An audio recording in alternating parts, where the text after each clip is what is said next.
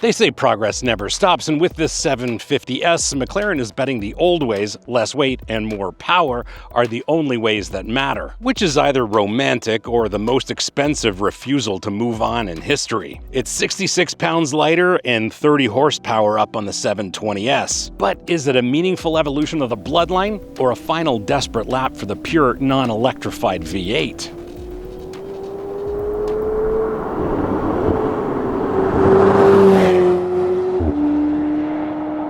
McLaren claims 740 horsepower and a 15% shorter final drive, and that translates into 10% quicker in-gear acceleration. Behind the wheel, that means mid-range power. Those third gear and fourth gear pulls are very different than the 720S. The 720S was deceptively quick, and this 750 dispenses with any notion of deception. It's unapologetically, immediately quick, and the shorter gearing is the reason, not the extra 30 horsepower. Now, this is where the spec sheet guy gets mad at me in the comments. It's the extra 30 horsepower.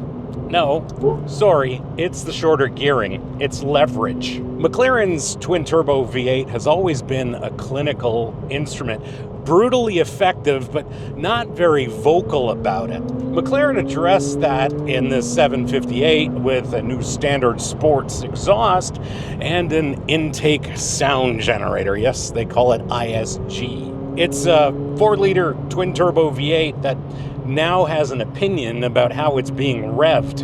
It crackles, it barks on downshifts, and it genuinely sounds like it's enjoying itself. Think about it this way. The 720S, it whispered. The 750S, it speaks. And yes, some of the sound is synthesized. No, I don't care, because it works. And if your issue is authenticity, well, you're welcome to drive with the windows down and your wallet open just like the rest of us. McLaren's 7-speed dual clutch is easily one of the best dual clutches in the business. They've refined it significantly, and the one thing you'll immediately notice are the ignition cut upshifts. Oh yes. Oh yes. It's one of the things that changes the whole character of the car, because gear changes are essential to a supercar driving experience, of course, but shifts have gone from the 720S's clinical to absolutely theatrical, and the drivetrain in this 750S has a physicality that the 720S didn't have. The gearbox was always responsive. Now it's theatrical. It's the difference between a scalpel and a scalpel with a fireworks permit, and this one has some violence in the handshake. McLaren's open rear diff with its electronic traction management is certainly unique among supercars, but it's the best of its kind. On a rear drive supercar that claims to make 740 horsepower, well, that's no small feat. And strangely, the intervention remains invisible.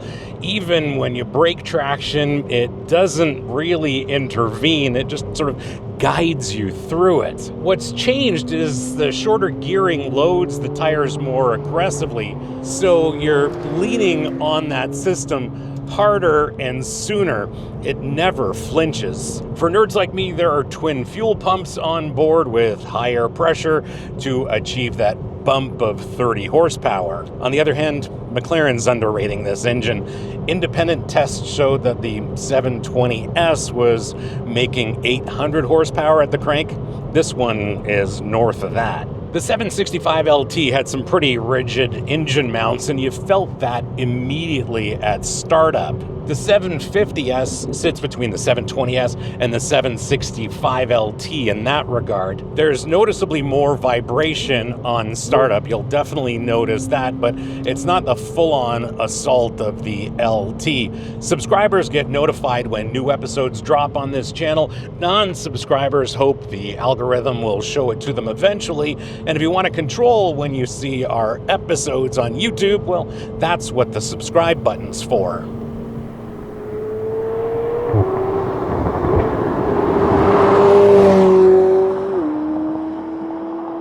There's a quicker steering rack here and a revised assist pump, and thankfully they've kept the assist hydraulic. Thank whatever deity is that the engineers at Woking pray to, because the moment this becomes steering by committee, I'm out. This car is here for one thing: conversation. And the thing is, the 720S already had one of the best steering systems in all of supercars. This 750S adds more immediacy at turn-in without sacrificing any of that very important mid-corner communication.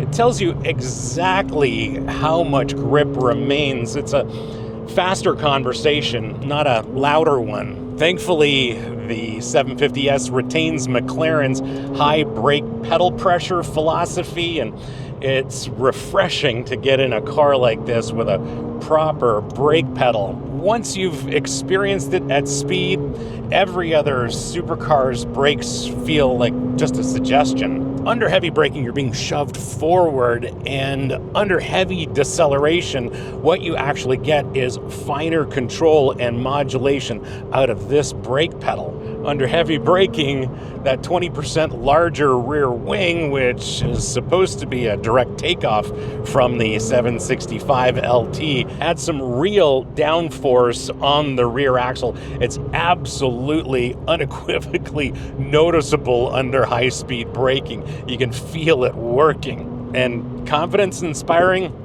doesn't cover it. The Proactive Chassis Control 3 adds some new dampers with active and passive elements. There's also a 1/4 inch wider front track, and sure, it might sound marginal, but it isn't.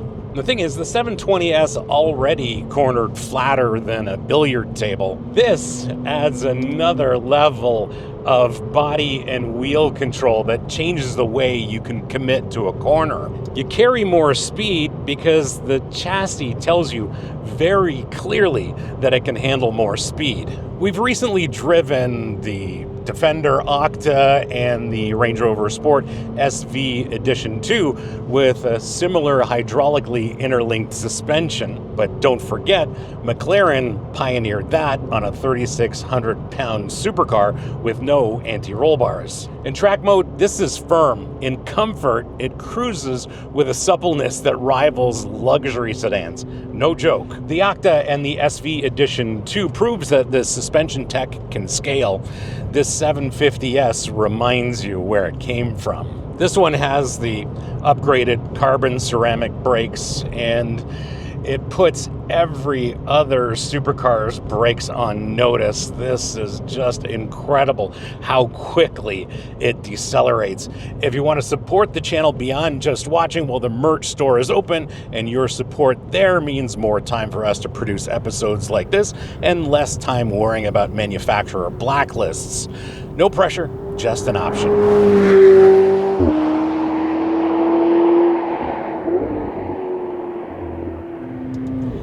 The seating position is unique among supercars, and sure, you sit low almost on the floor, but with a low cowl that lets you see the road disappear underneath you. One of the most unique things about this driving experience, especially when you consider modern supercars, is that the steering wheel is button-free. All it does is present you with a pair of paddles, one for upshifts and one for downshifts. It completely transforms the relationship you have with a supercar like this, because you're less distracted and more focused on the road. And this difference matters in all of the important places.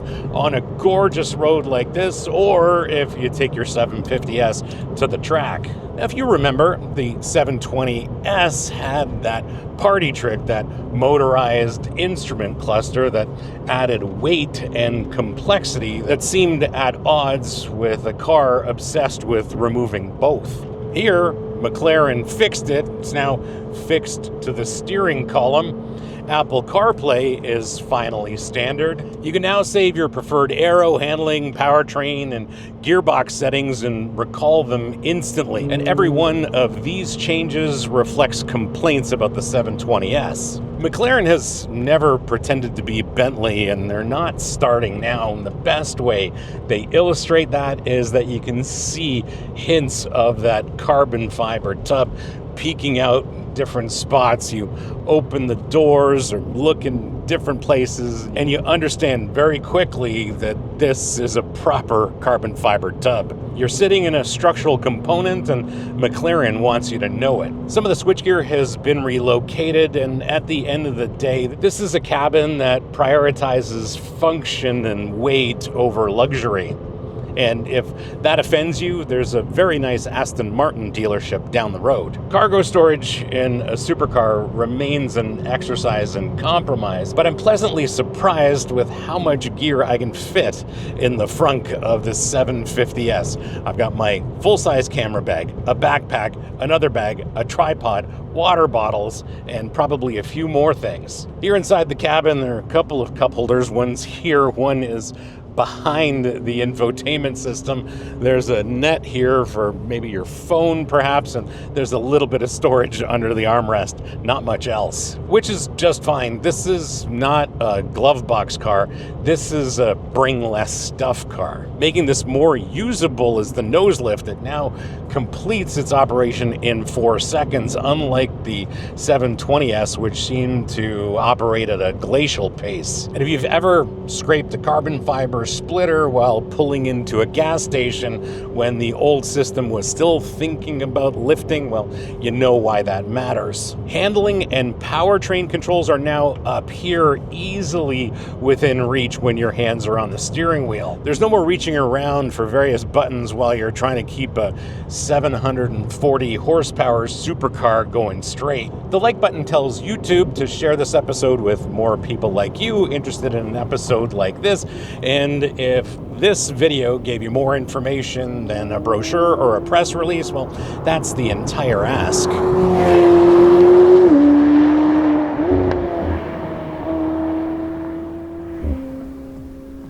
That's my take after a few days with the keys. Here's what owners are saying after thousands of miles, and what one McLaren insider shared off the record. Standard disclaimer, forums are like dinos, useful, but everyone's also a little emotional. The single most repeated finding across every forum is that the 750S is faster on track than the 765 LT. Not by opinion, but by lap time, and if you believe in Nürburgring lap times, then this is real, isn't it? A dual owner running both cars on identical Hoosier R7s at Laguna Seca confirmed it, and the community attributes the difference entirely to the Gen 3 suspension. Owners call it the 765 Touring, and they mean it. The catch, however, is heat, and on hot track days, the 750S will trigger thermal warnings before many of its competitors do. Community advice? Budget for the Senna-derived carbon ceramic brake package like this one has if you're serious about track days. And treat it as a weapon in short bursts, not endurance runs. As for that insider info, there are some Easter eggs that the brochure definitely doesn't mention. Disable traction fully and hit launch control, that's burnout mode. Get the car hot, hold it between 3,500 and 4,000 RPM, and you get flames out the back. And variable drift control lets you preset your maximum yaw angle for controlled slides, and more importantly,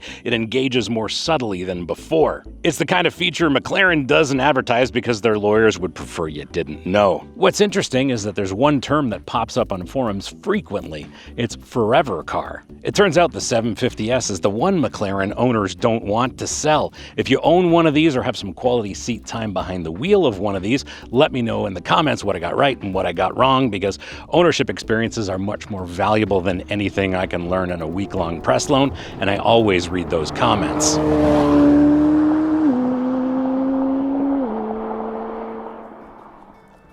So, marginal gains or meaningful evolution? Well, here's your answer. Turns out that when you obsess over every gram, every tenth of a second, every millimeter, you don't just build a faster car. You build a more communicative one. The shorter gearing, the quicker steering, the sports exhaust, none of these are headline numbers. Together, they create a 750S that talks to you more clearly than the 720S ever did. This isn't a final desperate lap. It's a definitive statement from McLaren. The 750S is for the driver who understood the 720S but wanted more personality from it. Not necessarily more power, because the 720S had plenty, but more character, more voice, more willingness to engage in a conversation rather than simply delivering a result. If you're cross-shopping a 296, you're choosing between two fundamentally different philosophies. The Ferrari bets on hybrid complexity. McLaren bets on lightness and hydraulically assisted steering. The 675 LT was an all-time favorite. Then the 765 LT arrived and it replaced it. The 750S sits in a different place entirely. It's not a stripped-out weapon. It's the complete Super Series car that happens to communicate like an LT. In an era of electrification, this is an unapologetic counter-argument. And my friends, it's a compelling one. That's the McLaren 750S. Subscribe if you enjoyed this. Don't if you don't. Comments are open if you disagree. And if you want to fund more of these, well, drop by the merch store and make a purchase. See you on the next one.